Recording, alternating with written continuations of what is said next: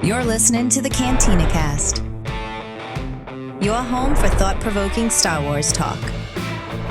Join Albert and Chris in breaking down the latest news, trailers, movies, TV shows, games, books, and of course, your favorite characters from a galaxy far, far away.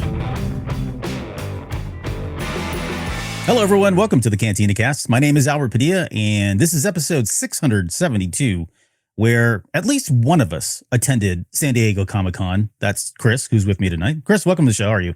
I am good. I'm happy to be home, but I do miss the chaos that is San Diego Comic-Con. Yeah. But I am happy to be home.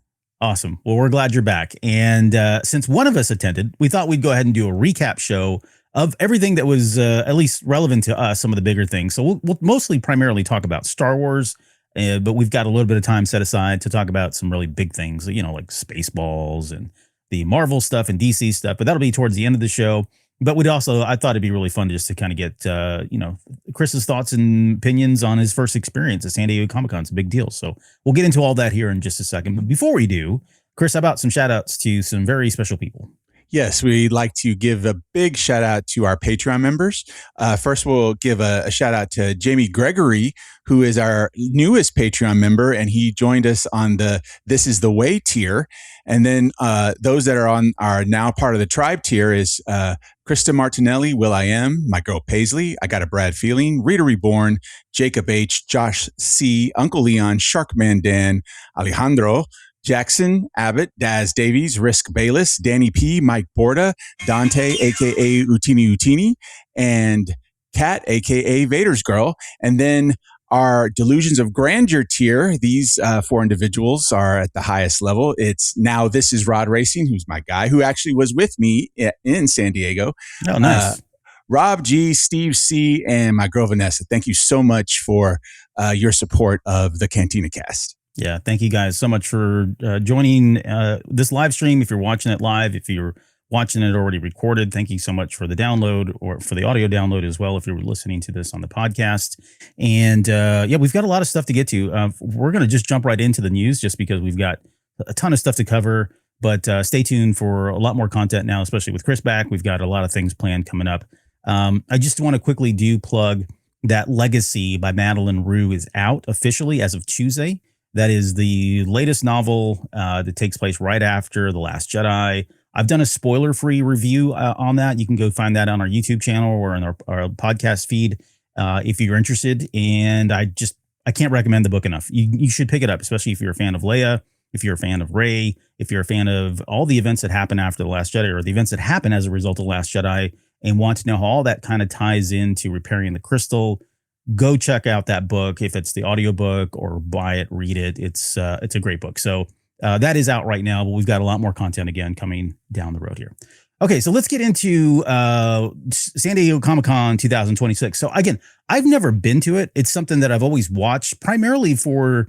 There used to be a time when, you know, Marvel, DC, Star Wars, like a lot of people had big hands in that. And it feels like, you know, Star Wars as it's continued to grow has kind of pulled out of that. So there's, you know, not some really big reveals, if you per se, like in terms of movies and TV shows these days. They kind of reserve that for Celebration and D23, but it still feels like it is kind of the flagship for Marvel and DC to make their bigger announcements. And so it's something that I keep very close and watch over anytime it's on, but I've never been there, never been a part of that experience. And I know that word is used a lot. It is an experience, much like Celebration is an experience. And so I thought maybe we could just kind of start with, you know, what was it like for you going to San Diego Comic-Con for the first time? Were you overwhelmed, underwhelmed? Was it chaotic? And then I want to kind of know, after you've had a chance to kind of talk about that, like, how does that compare to like Star Wars Celebration? Are they similar? You know, what things are similar, what things are different, that sort of thing. Before we get into all that, and while you talk, I'm going to pull up some of the pictures that I'll just kind of rerunning through, and you can feel free to chime in and comment on those. But you've got a lot of great pictures here that you took, and this is not all of them, but we're just going to share some of them. So take it away, Chris. Let us know how what was that like, man? So, you know, going to this event, San Diego Comic-Con, has been on my bucket list for years. I just really hadn't had a motivation to actually follow through and do it, with the exception of this year, or I should say, at the end of last year, where I had a couple of friends who were like, "Hey, it was organized by that guy right there in the Roosevelt shirt, Joel. We know him, Joel, we know yep. and love him, yeah." Yep. And then, of course, our guy. Now this is Rod Racing behind him. Then we have Alan, Brian, myself, Rachel, and Jason. They're like, "Hey, why don't we go?" And for the three of us, our three of us out of that group, myself, Brian, and Alan, this is the first time that we went to Comic-Con. So wow, for all of you. They were like, okay, let's plan. Yeah, exactly.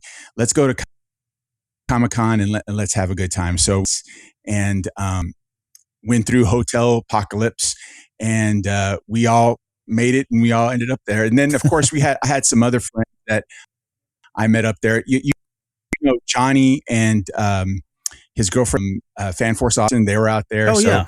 Fan Force Austin. Yeah. Mm-hmm. Absolutely. Then there's David Lozano from Star Wars Stuff Podcast, who I've become real good friends with. We hung out a whole lot. Of course, the dog tour, Haley Barr, we hung out a good amount of time. And then also Ted Kalunga from Countdown City Geeks out of San Antonio.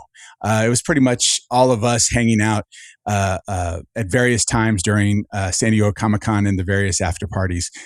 Now, yeah, so you had some folks there to hang out with. Absolutely, and that's I'll get to that in a minute, but that did make all the difference in the world. Yeah. So, how I felt going into this before I even stepped foot on the plane to come out there, I was excited and nervous at the same time because everyone has heard the horror stories about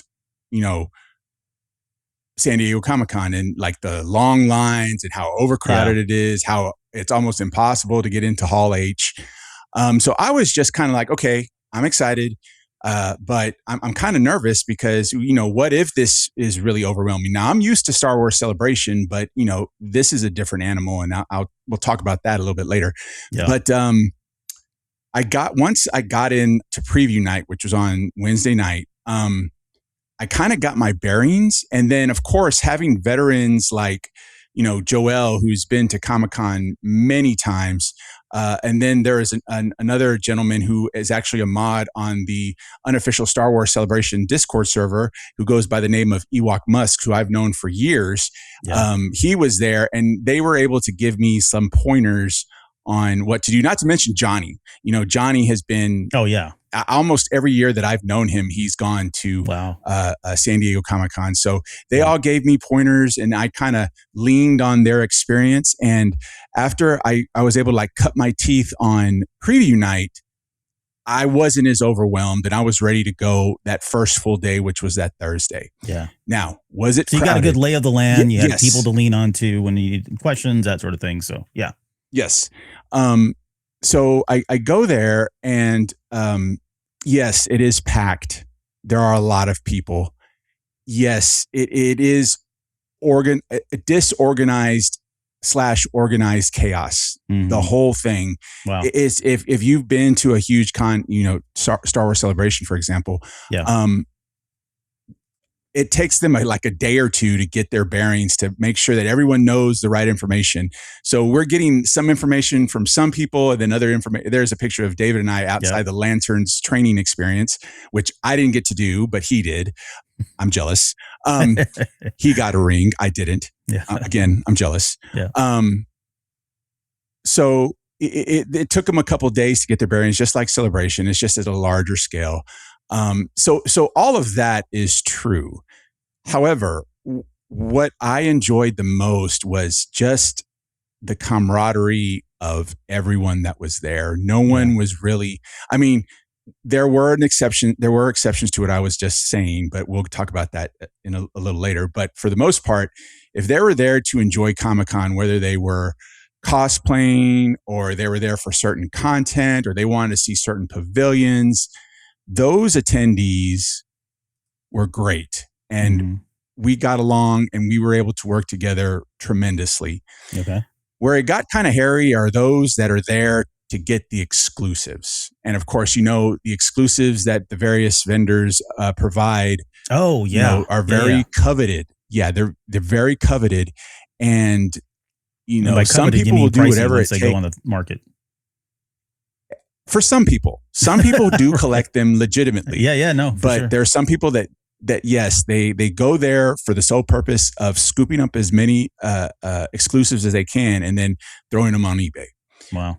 But either way, if you're there for one or the other, tensions can get kind of high when you're running to get in these lines to make sure that you're closest to the front. So I did see a couple of mini kerfuffles, I guess if you want to call it that, over exclusives. But for the most part, the event was it was a party with 130,000 of our closest friends. That's what it was in reality. Yeah. As far as like the content that was in the exhibit hall, I mean, the big ones were DC, Marvel, and Lucasfilm. You've seen a couple of pictures here, and more will come through the slideshow of what they had showing at the Lucasfilm Pavilion. And it was really centered around The Mandalorian and Grogu. Yeah, we saw some pictures earlier of that. They actually had a big prop of the Anzellan starship with Anzellans actually moving inside and doing stuff, and it was lighting up. It was real cool to see. They had the Din Djarin's costume. They had the Grogu. They had the little walker that Din Djarin commandeers in the movie. And then they had like the production, like when you watch episodes of The Mandalorian, at the end over the credits they show like the what are those things called where they draw like a scene. You talking about the concept art? Concept art. They had the concept art all along the back wall of that pavilion. Nice. And then surrounding the pavilion was a lot of Star Wars / Lucasfilm licensees. We're talking Her Universe. We're talking Roosevelt's. We're talking, I forgot a company that sells socks, a company that sells athletic rings, a company that sells like water bottles. Yeah, these are all like their immediate, this is like all the like close third party vendors, right? They're licensees, more or less, right? Yeah, but right. And then also the Lucas Museum was in that pavilion area as well. Yeah. So that was an amazing thing to see. And then of course you look at right across is the Marvel Pavilion, and it was all about Doomsday. Right. It was all about Doomsday. They had the costumes. They had the Laverian, I think that's what it's called, witch, that they kind of switched out every day. And then they had the Doom costume, and then all this other stuff around X-Men and Sentinels and stuff like that in that pavilion. It was real cool to see. And then there was the DC Pavilion, which was essentially, it was kind of a hodgepodge. It didn't really have a theme like, with Lucasfilm, Mandalorian and Grogu, Marvel with Doomsday. It focused on Superman, Supergirl, Batman, and lanterns. And from the Batman perspective, it focused on the latest release of the Lego Batman game. I don't remember what it's exactly called, but they had like a small part of the pavilion where you could actually come and play that game.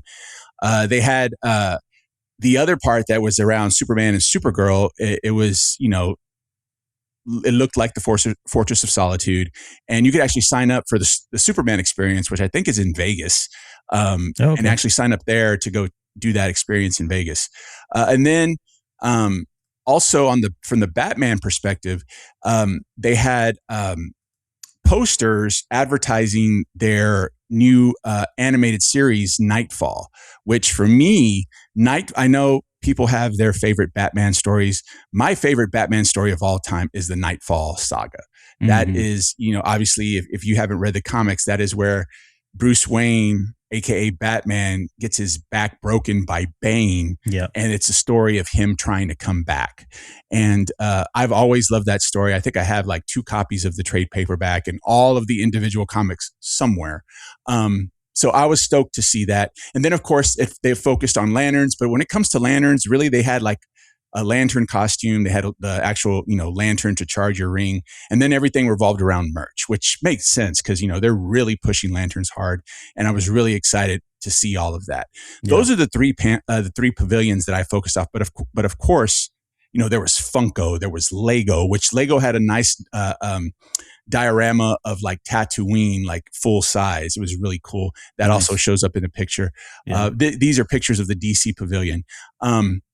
And all of that was real cool. But of course, you had, again, Funko, you had Random House, you had Lego, you had Hasbro. You had Blink 182 / Pac-Man, which I didn't even know that was a thing. You had Mattel. All of those things were there, and that's really it was. And I think that's not even maybe a quarter of what was all in that exhibit hall. I know I didn't have an opportunity to go see everything. Yeah, that was going to be my question, is whether or not you felt like you got all of it, or you kind of left with FOMO for some things. I don't think I left with FOMO. Yeah. There were some like cosplays that I missed. Like there was a digital looking Mewtwo that was really cool. And then there were some other like DC Superman type cosplays that I missed, but I didn't really have FOMO. So that's the exhibit hall. Now let's focus on the panels, which, if you know me and how I feel about Star Wars Celebration, panels are my jam. That's why I go to, well, it's a close second to going to Celebration to hang out with my friends, hang out with my family. Yeah. That's what I go to Celebration for. But a close second is for the content that comes out in the panels. This right here, I don't know if you guys know this. This is Trogdor the Burninator. He was made famous from a web comic that was that debuted in the late 90s, early 2000s called Homestar Runner. It's still up. So if you want to go to homestarrunner.com, you can see Trogdor the Burninator burning the sad peasant. That's who I was. I'm the sad peasant. Yeah. When I saw this, I had to do it because I love that cartoon. And then here's a picture of that's Joe Caroni, all the way to the left. He is a licensed Lucasfilm Star Wars artist. And of course, we have Haley Barr, myself, and then David Lozano from Countdown City Geeks and Star Wars Stuff Podcast. Team Rocket. Boo. Boo. Just kidding. So anyway, next, okay. So as I was saying, this was a poster that they were giving away the first day at the Lucasfilm, and this is amazing. Awesome. It's on cardstock, and there's little Easter eggs all around this picture. You get to catch them all. It's on good cardstock. I was able to keep it pretty flat coming back home. So I'm going to get a nice frame and put this up. This is amazing. And I'm glad I was able to pick them up because they only had I think 1,000 and maybe a little bit more. Yeah, I see a lot of them. There's like a Porg. There's a blast helmet up there. Han Solo's dice. Sabbath card right there. Blue Milk up there. Yep. Stormtrooper helmet. What is that? But there's a ton of stuff. It looks like Saul Guerrero's equipment up back there as well. Yeah, exactly. There's, and I know there's more Easter eggs in there. Yeah. Okay, but back to the panels. So when I first decided that I was going to Comic-Con, I was like, I am just going to write off Hall H. I'm just going to not even try. Yeah.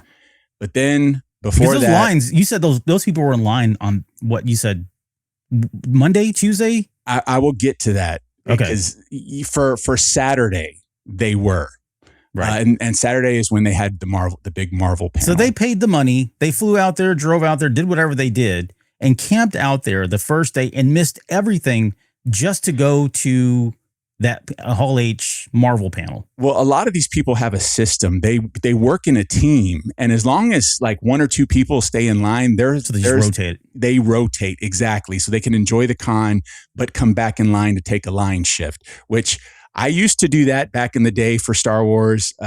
Not anymore. But so yeah, I swore off Hall H. I was like, I don't really care about anything. I want to experience maybe the smaller panels and stuff from the exhibit floor. But then I heard they had, the Lucas Museum panel, which I know it probably wasn't going to happen. But last year they had that panel and George Lucas showed up, and I didn't think it was going to happen this year, but I still wanted to catch it. Then the Lanterns panel. Those two, which were on separate days, Lucasfilm was on Thursday. Lucas Museum was on Thursday, and then Lanterns was on Friday. So I thought, hey, let's see how hard it is to get into Hall H. Well, it turns out you do have to devote some time to it. I think I stayed in line. The longest I stayed in line was maybe 3.5, 4 hours on Friday to get in to see lanterns. Okay. But then Joel was like, hey, I want to see Spaceballs. He's a big Spaceballs fan, as I'm sure most of us are. And so I went, when I got into Hall H on Friday, I think we started with the Rings of Power panel, and I just sat through all the panels till we got to lanterns, sat through the panels, and then that day ended with Spaceballs, which was honestly, I love the lanterns panel. Don't get me wrong. I'm all about DC content, but that Spaceballs panel was amazing. I'm glad that I decided to take part in that, because if I would have missed that, I would have had FOMO. Yeah, but that was a huge payoff, though, especially with the big veiling of the 11 phases or whatever. Yes, it was. Taking a page from Marvel and Star Wars and whatnot. It was so good. It was amazing. So I'm, thank you, Joel, for convincing me to attend this panel, and thanks to everyone who joined us there. We go back to I was staying in that room because they don't clear you out. So you can get in the morning. That's interesting. So it's not like Celebration where like once the panel's over, you got to get out, and then everybody gets back into the lottery system again. Yeah, they don't clear you out. You can stay there all day if you want to. Okay, so I think that makes more. Well, I still wouldn't do it, but I get why they invest the amount of time that they do to spend waiting to get in. Because once you're in, unless you got to get you get kicked out for having a camera or whatever. Right. So, and see, here's the thing is some panels didn't care about cameras, but some did. And then there's some like Spaceballs, which didn't want you to record the trailers or the intro. They had a special intro. Okay. But you can record like when the cast is talking and when they're doing the panel and whatnot, which was moderated by Kevin Smith of all people. And he did a great job. He did, again, best panel of the weekend for me anyway. And I'm so glad that Joel convinced us to go to that panel. But what I want to say is that, as the day went on, I was able to, because once I got in, people that were in line like overnight or really, really early in the morning, they got up front immediately. But I got in later in the early afternoon, and early afternoon. And of course, I was stuck all the way at the back. But as panels cleared, people that actually came for that content, they left. So we were able to migrate closer and closer to the front. Oh, okay. Yeah. And then I thought we had the best seats we were going to get. We were in the front area, and we were there. We weren't close front row, second row, but we were still in that front area. Well, Haley was able to find seats up at the front for mainly almost all of us. So we were at that Spaceballs panel in the third row. It was amazing. Yes, it was awesome. Right. So shout out to her for doing that. It was awesome that she was able to secure those seats. So yeah, thank you, Haley, for doing that for us. But yeah, it was awesome. And then of course Saturday was the last day of it, and I was like, no, people were in line for over 24 hours for that Marvel panel. For the Marvel, yeah. Yeah, and I'm like, no, my Hall, I'm going to come out of this with a Hall H win, not an L. So I just like, you know what? I'm not even going to try. But I was absolutely satisfied with what I got out of Hall H. And next year, I'm not even going to worry about it. If there's something that I want to do in Hall H or something that I want to see, I'm just going to go for it. And my goal is just to try to get in Hall H. That was ultimately my goal. If I was able to get in to Hall H, I would be happy. But because of the experience that people, had, and, they pass it on down to me, not to mention some crafty people, we were able to sneak up all the way almost to the front row. So it was awesome. That's great. I really enjoyed it. So Green Day was there. What was going on here? Okay. So that is not Green Day. That is Billy Joe Armstrong's second band. He's got a second band. Okay. He has a second band called the Cover-Ups, and that's what they do. They play covers. and they played covers. That was taken at the Fandom Party, which is one of the most popular after parties that Comic-Con has. Yeah. And we actually, that's me and my guy Dave Lozano, Star Wars Stuff's podcast. We didn't have tickets, but we just kind of meandered in and no one cared. Right. Yeah. So here's the thing. Social engineering. So, it wasn't even social engineering. It was just the perfect storm and perfect timing. Yeah. So here's the thing is like, if anyone who's listening or watching goes to Comic-Con one day and they miss out on a party or a panel or an offsite event, show up, because there is always a 50-50 chance that you could just meander on in, slide on in there and get to experience it. And that's what we did with that Fandom Party, because it was real exclusive. And David and I were able to get in there and we had a great time. Time.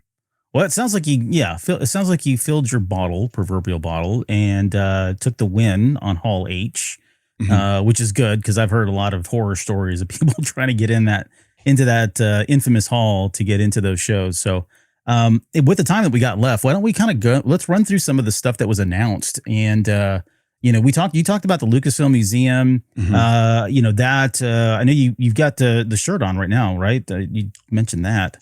Yeah. So they were selling merch apparently there for the museum, but what was that like? I mean, they didn't have George Lucas there, right? But they did, I guess the biggest announcement might have been that Detours, a curated amount of Detours episodes, was going to be released at the museum.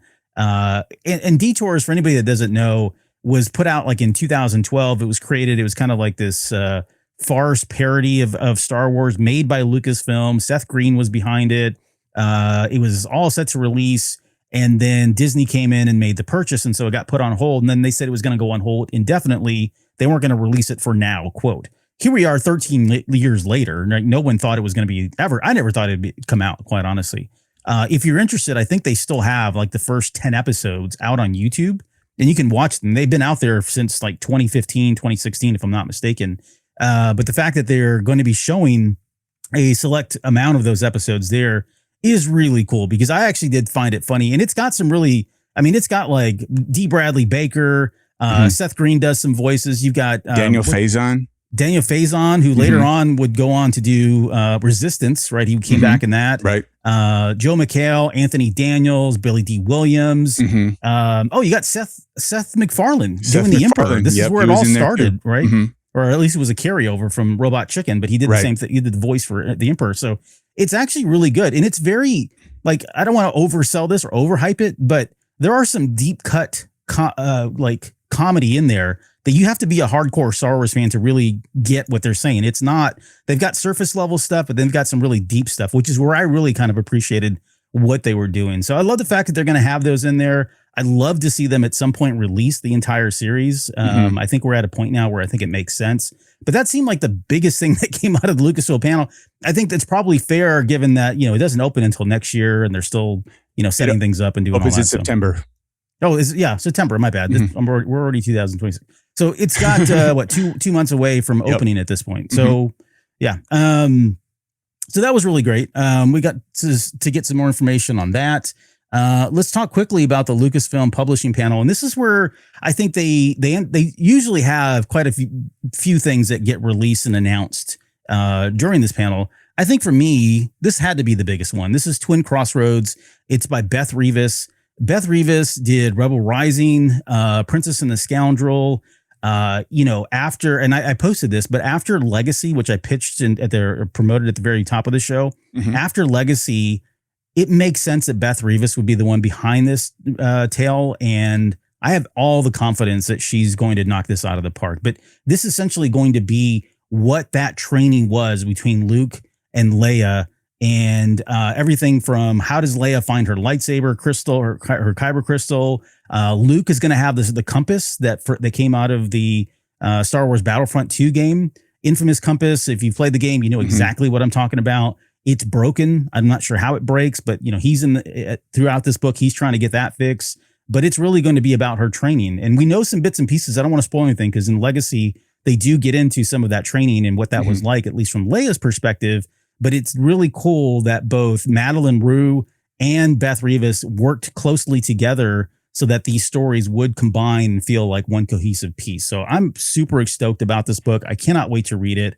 I think for this one, it's coming out. When was this? I'm trying to think of the date now. Just says 2026. I forgot to write that down, but I want to throw something in here. Yeah. So first of all, I wasn't able to attend this panel, but this book had a lot of buzz on the exhibit floor. A lot of folks are talking about this book. They're excited about it for the reasons that you just explained, Albert, because now we're going to get some insight to how Leia got her saber and the training. But what I want to say is that I also heard that I'm happy it's about Luke and Leia because I saw something out on the internet that it was going to be about the Hutt twins.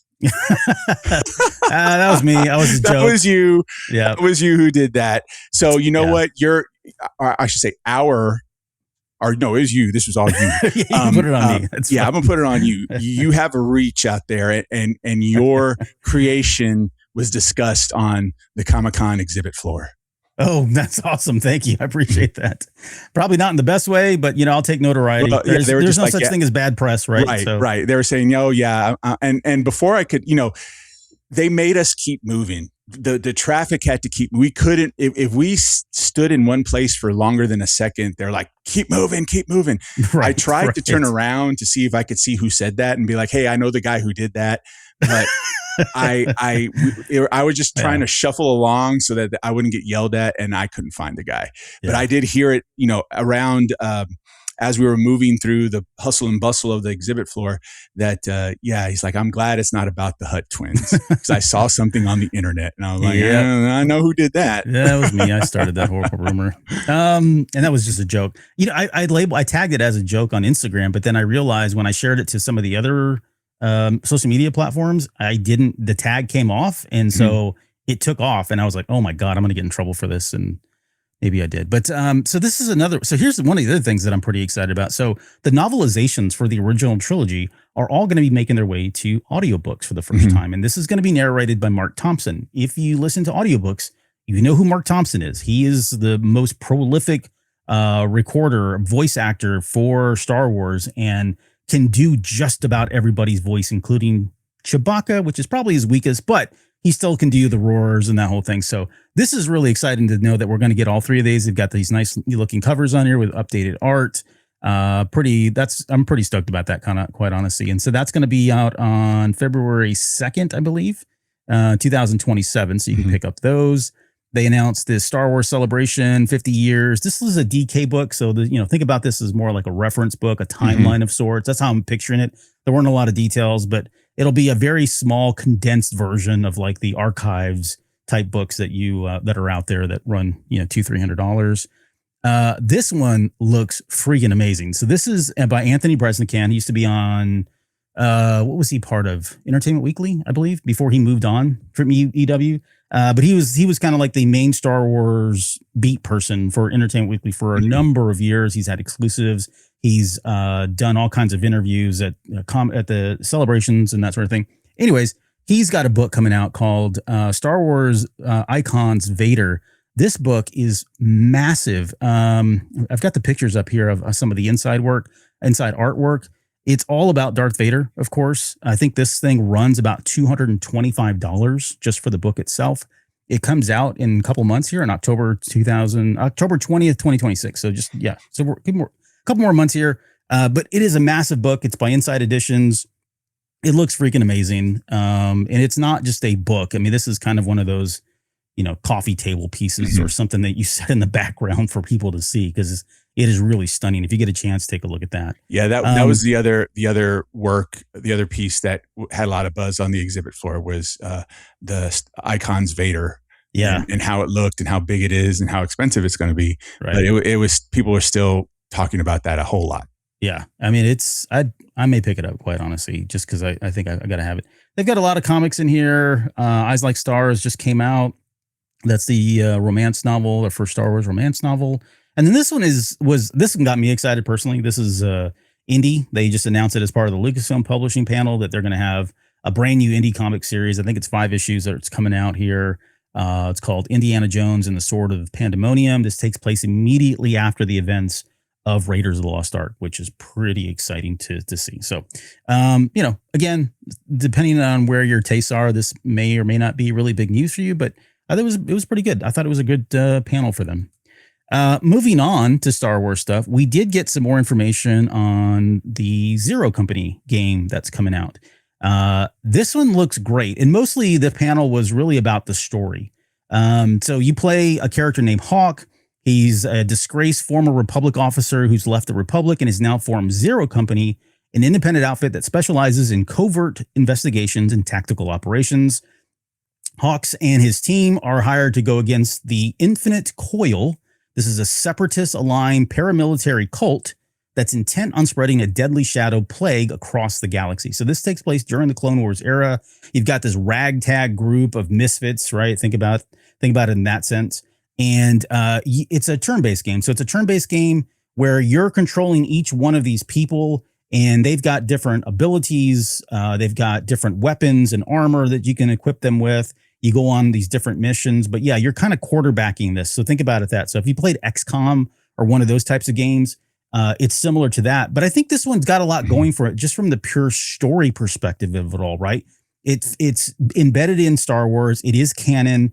And a lot of the characters are very, very interesting. Like they come from very diverse backgrounds, which is really nice to see. So we'll see how they all kind of interplay with one another. You can build droids and everything else, but it doesn't seem very shallow. It seems like a very deep, multi-dimensional type game.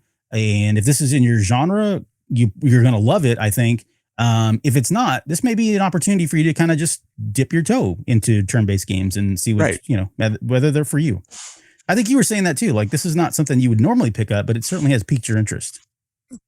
Absolutely. We've seen some of the gameplay and I understand what turn-based gaming is, but I just hadn't had an interest on it. But the characters of this game is what's drawing me to it. So I think this is something I'm going to pick up when it's released. Yeah. I mean, you've got a ton of people. D. Bradley Baker's in here doing some voice acting. Matt Lantner's come back for Anakin Skywalker. Spoiler alert. I mean, they did the trailer about a month ago, I think.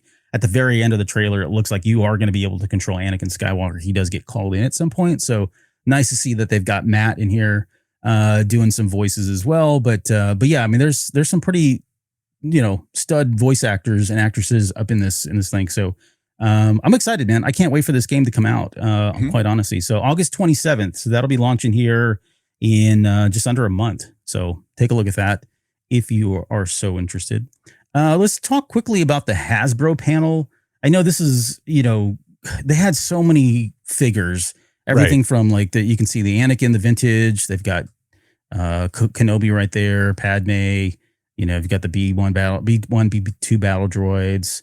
They had some Darth Maul stuff that you can see there. I mean, they just had a lot of figures. There's Embo, which is really nice to see. Of course, there's your boy Rada the Hutt. All jacked up. Yep. So that's cool that they got him. A lot of articulation in that, believe it or not. They got some more stuff here from the Mandalorian and Grogu. I thought you'd be more excited about this one right here. Baylan Skoll. Yeah, I know. Everyone says that is my cosplay. If I'm going to do a Star Wars cosplay, it has to be Baylan Skoll. Look at this. This is the X-Wing, like the original X-Wing. They're bringing it back as a vintage, and even the proportions look to scale. Yeah, a couple years ago they released like a to scale one, and I think this is a more detailed version of that. Yeah. There's the Black Series thermal detonator. That's cool. The detail looks great on it, quite honestly. Right. And let's see if we get to if they have the big Black Series reveal that everyone was talking about. I don't know if they have it on here. This is Commander Jesse's helmet here. You've got the what's his name? Enoch, yeah, Captain Enoch. There's his helmet. I wasn't a big fan of the style, but I get it. I understand the significance and the design inspiration from it. ATRT, got a snow trooper there. Yeah, I don't see anything. What was the big reveal for you? The new packaging for Black Series, and the first one is going to be Queen Padme Amidala, the one where she has the lights at the bottom of her dress. Oh, the dress. Yeah, it's a new Whoa. sculpt, and they're redoing the packaging. It's essentially a relaunch of the Black Series, and that was the big announcement there. Yep. And I didn't see what exclusives they had for Comic-Con, but they always do that. So. When it comes to Hasbro, Mattel, those toy companies, they have so many. It was like, Mattel had like, Masters of the Universe, K-pop Demon Hunters, G.I. Joe, they had so many. It was just too hard to keep up. Oh, I bet.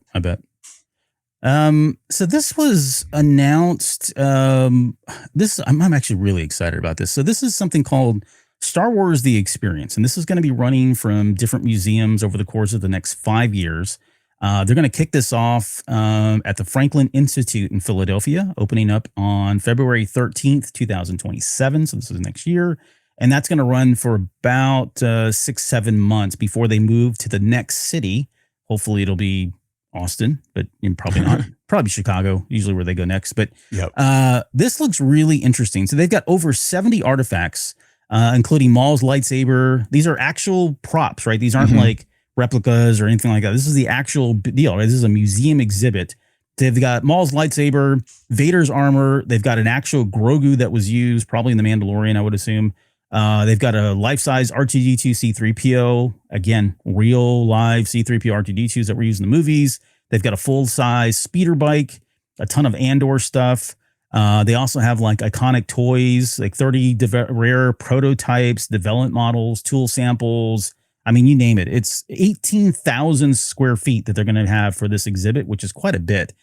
They did release the key art for it. This is it right here. Love it. Looks very synthwave. Looks amazing. I mean, it looks amazing.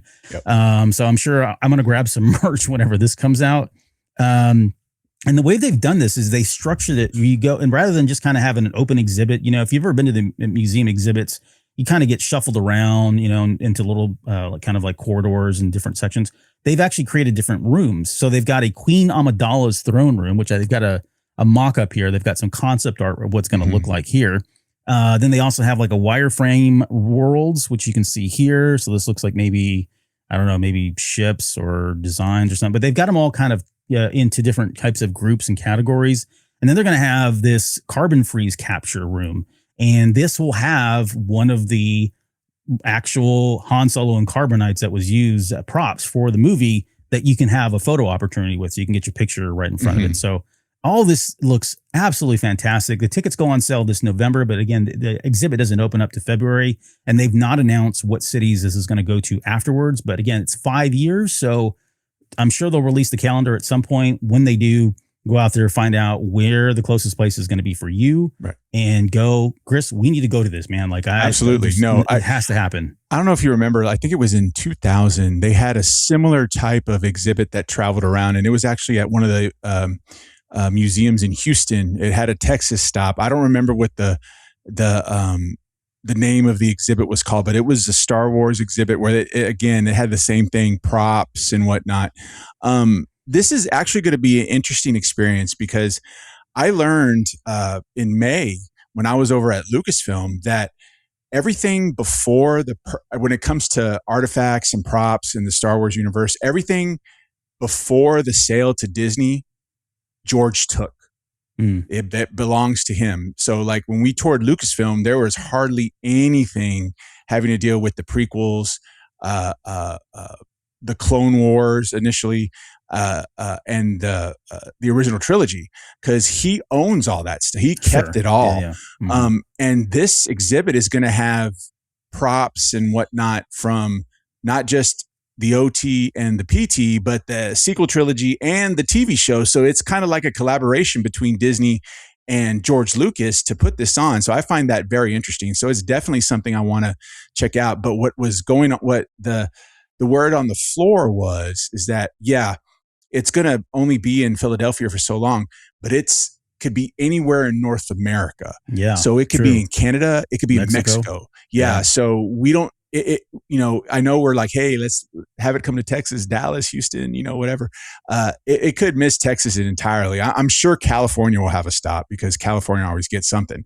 But it could be Toronto. It could be Mexico City or Monterrey. It could be anywhere. Oh, darn. We got to go to Mexico City. Oh, darn. To go see a Star Wars exhibit. But so just keep that in mind that it's going to tour North America, not just the United States. Yeah, good point. Yep. All right. Well, so that's exciting. And again, tickets go on sale here very shortly. So good luck to anybody who's doing that. We talked about Spaceballs already. I had pulled this up. I think the biggest thing, I mean, the fact that we've got, that's pretty much all the Star Wars stuff. We're going to get into kind of everything else at this point. Mm-hmm. But I mean, honestly, Rick Moranis coming out of retirement after like 30 years, that guy is like someone, who you and I grew up with his movies. Absolutely. Right? I mean, he was everything from Ghostbusters and all the other Canadian stuff that he did before that. But the fact that he's coming out, and then Spaceballs, of course, the fact that he's coming out of retirement just for this movie, and he had this whole thing where they were interviewing and he was talking about his experience and just how surreal it was that suddenly now he was the older person and looking at these young 20 somethings just like he was at the time when Spaceballs came out, and that now they were there. That was all great. I love the fact that they talked about John Candy kind of being at the heart of all of this, and that Josh Gad was going to be playing a Mog, not Barf or anything else. Did they clarify on that? They just said he was going to play another Mog. He's going to play another Mog, but they didn't say if he was going to be related to Barf or nothing. It just said another Mog. Yeah. I mean, we do know that Lewis Pullman is going to be playing Lone Star's son, and I think they called Starburst. him Starburst, yeah. Right. So that's the only relative confirmation that we got. Everything else is still up in the air, and I actually really we do know that Yogurt's coming back, and they did hint to something around Pizza the Hut. So I saw that. Something. There was a slice of pizza, and it was supposed to be like his kid or an offspring or something. Yeah, I don't know. I'm telling you, they are really, and they're not dragging. They're not. I mean, it's a parody. They're not. Sure. They don't have ill will to the sequels, but man, they're really dragging The Force Awakens. In the footage that we saw, they are really dragging The Force Awakens, which is fine. I would love that. So the only thing I've seen from the trailer, only thing I've heard, I've actually not seen it. I've read there is a line where Dark Helmet says, somehow I've returned. Yes, somehow I've returned. I mean, they're like literally using lifts. And that's exactly what they did with the first Spaceballs. I mean, they kind of lifted some of those lines and changed them and lampooned them and that sort of thing. But I did find this just on the Pizza the Hut. If you look here in Phase 5, which I think is like, I don't know, 2042 or whatever. It's a Spaceball story. Pizza the Hut, Cheesy Does It was the name of the title that they gave for that movie. Some of these were hilarious. And there was at one point, I think it was Josh Gad who says that he said, we've got enough content until 2148 in terms of the number of sequels that they can do. I loved how they presented this. So what they did, they did this for a few panels, but this is the only one. No, I saw two. It was Ring of Power they did this for, and for Spaceballs. They actually had an LCD screen that, they had the Comic-Con backdrop and then the big screen at the top where they showed the cast, but they also had a LCD screen that went around the perimeter of the hall. Yeah, and that's Marvel uses that to do this. They're right. Marvel did that too, absolutely, and they did that to show all this timeline, and it was like morphine into this and that all, and so it was really, really hard to follow. Of course, they meant to do that, but there was a lot of people captured the video, and to your point, the way that was comedic because they showed you one, and you thought, okay, that's funny. 3 phases, and they're like, oh wait, there's more, and then they kept going and going and going, and by the time you got to it, there was 11 phases, and I've got some of that, some of it here in a minute, but I do want to call out this in Phase 9, whenever that is, they had Spaceballs, the Snyder Cut, and I was dying when I read that. I know one of our supporters, Mara Jade, she messaged me on that too. She said that was a big thing that she liked about it. But yeah, you keep going, and then it gives you like, and so it goes, and then it just has like random names: Spaceballs, Tokyo Drift, Spaceballs Endgame, on and on. And then this was my best. This is the one I think I like the most. because it speaks to Star Wars in such a special and unique way. But it says required viewing order of the movies, of the phases. And then it has an asterisk. When you look at the bottom, you can't see it on the screen right now, but the asterisk says not required, but we will judge you. And if that doesn't just encapsulate like some of the horrible fandom that we have, where, you know, you watch it out of order, you're completely blacklisted or whatever. I mean, that's perfect. I mean, they just nailed it on every account here. Yeah, so they knocked it out of the park with this panel. Like I said, I'm so happy Joel convinced me to attend this. And it's definitely, when it comes to content at SDCC, it's definitely the highlight of that, of my SDCC this past year. I mean, and then just quickly on the Marvel stuff. I mean, I don't know. This feels like a juggernaut. They're already, as of this recording, Spider-Man Brand New Day is out. They're projecting like 800 million, I think, in the opening weekend, which would put it just under Endgame in terms of number of ticket sales. I mean, there's for all the arguments and all the chatter about Marvel having lost its momentum and superhero movies being dead and just it's not true. I mean, the numbers speak for themselves. If you make a good movie that's compelling and intriguing that people want to see, they're going to come see it. Doesn't matter how many times you do it, right? We know that to be the case. But so yeah, I mean, everything was kind of, the backdrop was of course Doomsday. Everybody's excited about that. I got to see some of the videos of Robert Downey Jr. doing his voice for Doom, which I thought was great. Sounds like he's been working on that or practicing it. That was awesome. They also announced, Ghost Rider, which that was kind of came out of nowhere. Yeah, but absolutely. Ryan Gosling starring as Ghost Rider, which I think is great. And not only that, but I think he's being paired up with Sean Levy to do this. So they just came off of, they're just coming off Starfighter. Yep. Yeah. So they're just getting the band back together and going out and doing Ghost Rider. And I know a lot of people have said, I don't know about Ryan Gosling. That feels like a weird choice. I will say this, and I think we've talked about this on the show, if I'm not mistaken, when we were talking about Starfighter. Ryan Gosling is somebody who every time I see him surprises me. Yep. And I should no longer be surprised. So I have no doubt that he's going to do a great job in this role.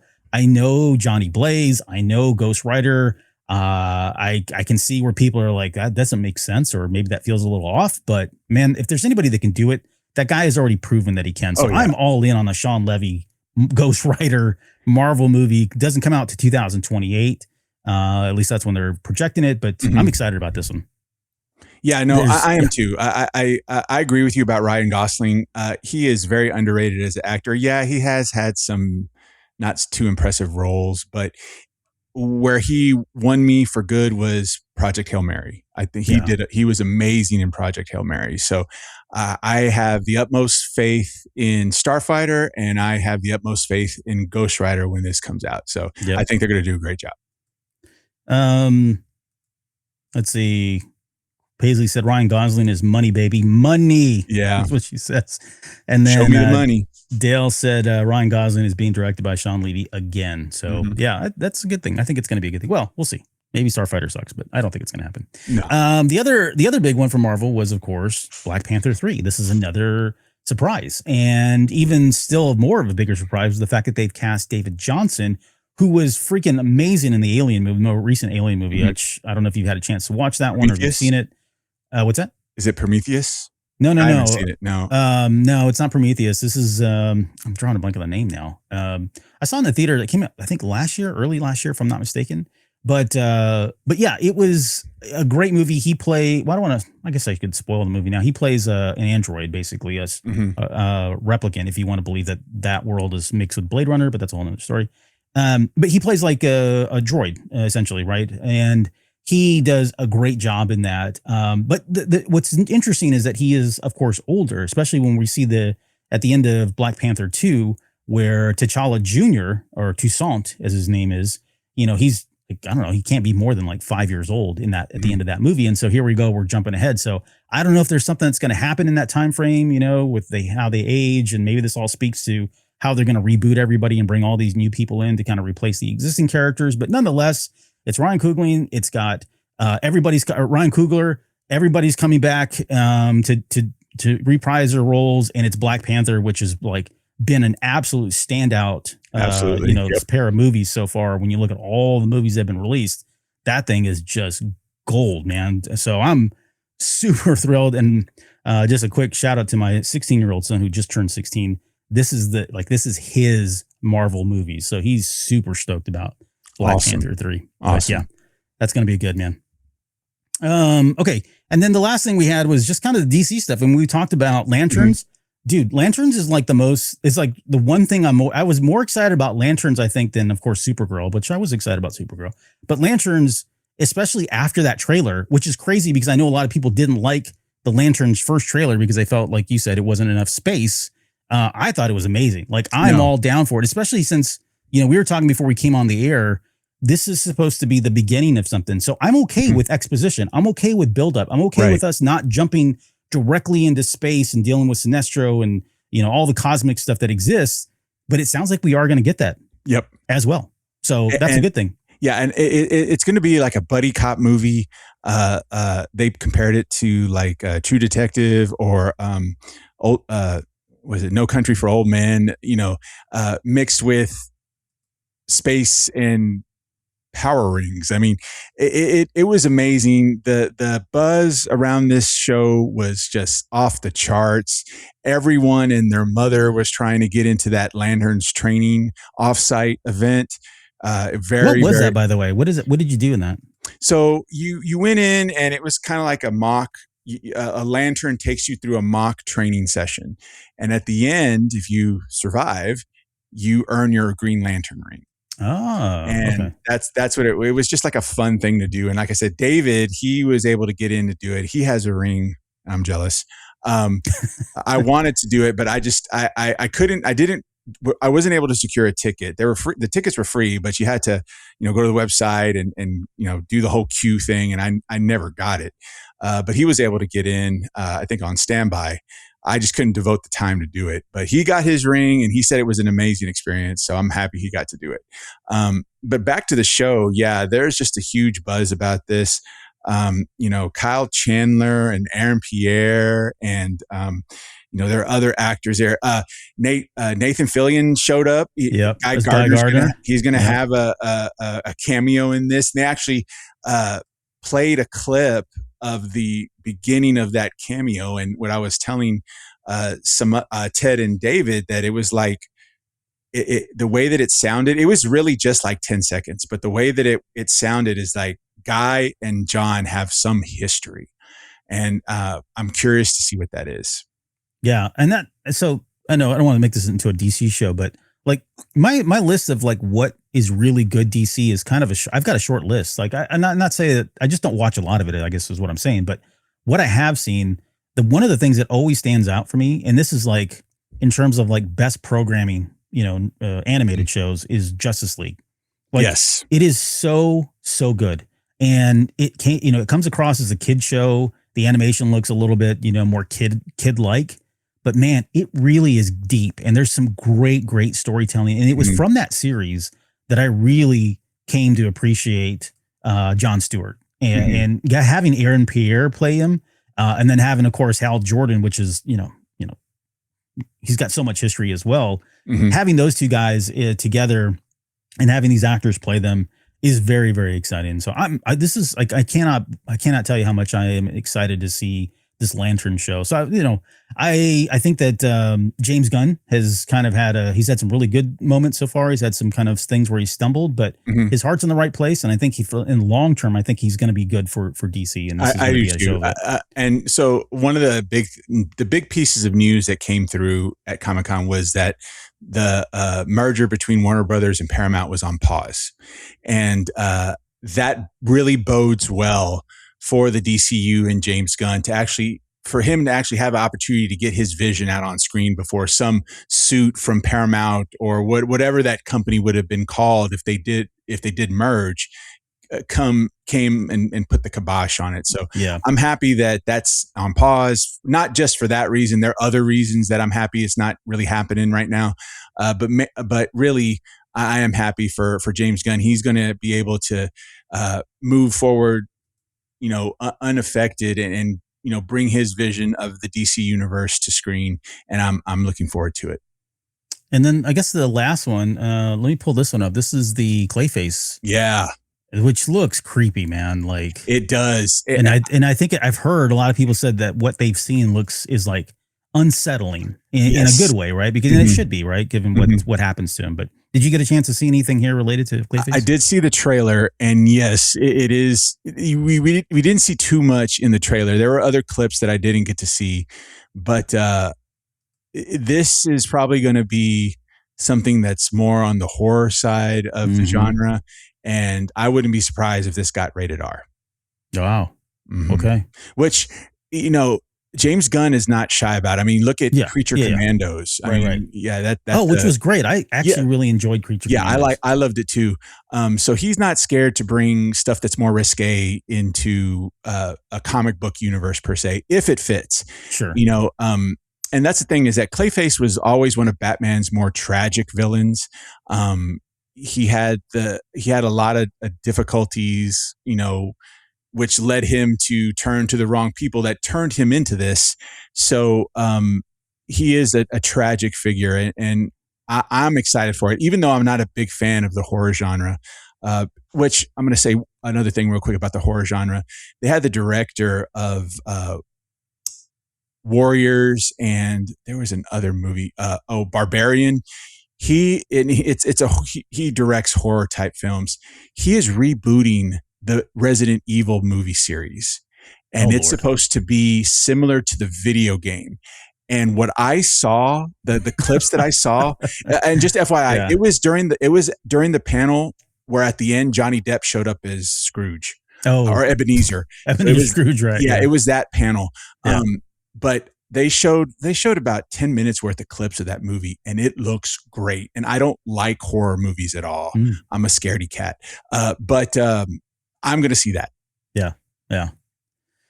Well, I mean, so they've got some exciting stuff coming. I mean, they've got a number of other projects still out there. I saw there was some Street Fighter stuff going on. What was going on with that? Was that just playing in the background, or? So we went to a Ready Player One party, and they had Street Fighter montages playing in the background.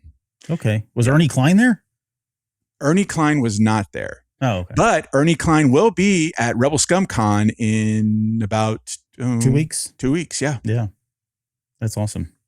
Okay, yeah, I saw that. I didn't know if you guys saw like a trailer or some special scenes or anything from the movie. I think a new trailer did drop, but it didn't have a huge presence at Comic-Con. I think they have. They announced they've shown Jason Momoa now as Blanca. Right.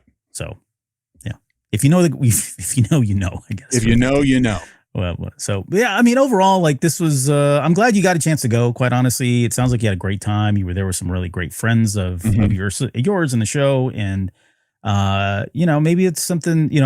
I would like to. I wish Star Wars would do more, but I understand that they don't because they save it for Celebration, the D23 stuff. But I'm pretty happy with the stuff that they did show. I'm pretty happy with the Lucasfilm publishing panel. Excited about Beth Revis coming back and writing another Star Wars book. But yeah, I mean, I guess any final thoughts on, what your experience was like, and are you going to go to the next one?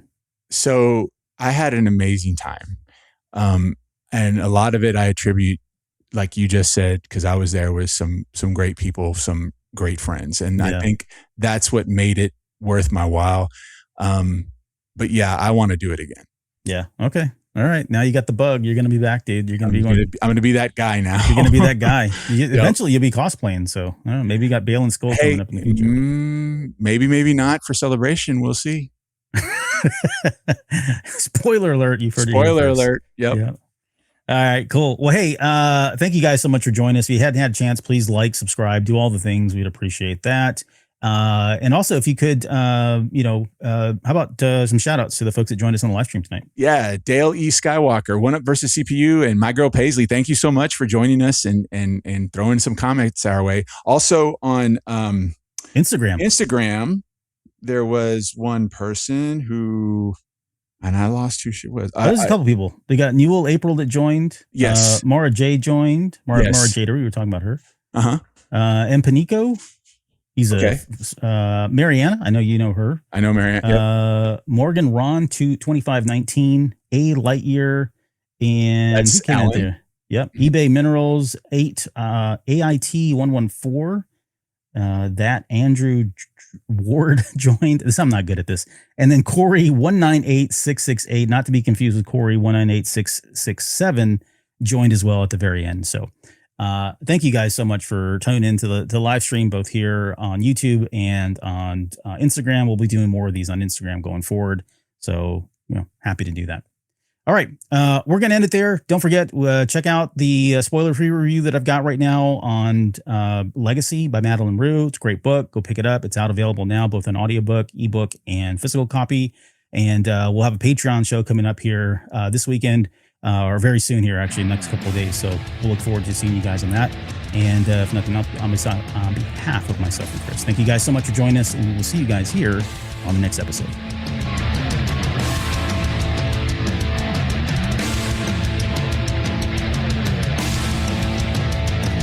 You're still listening? Wow, that's amazing. Well, I'm here to give you the disclaimer.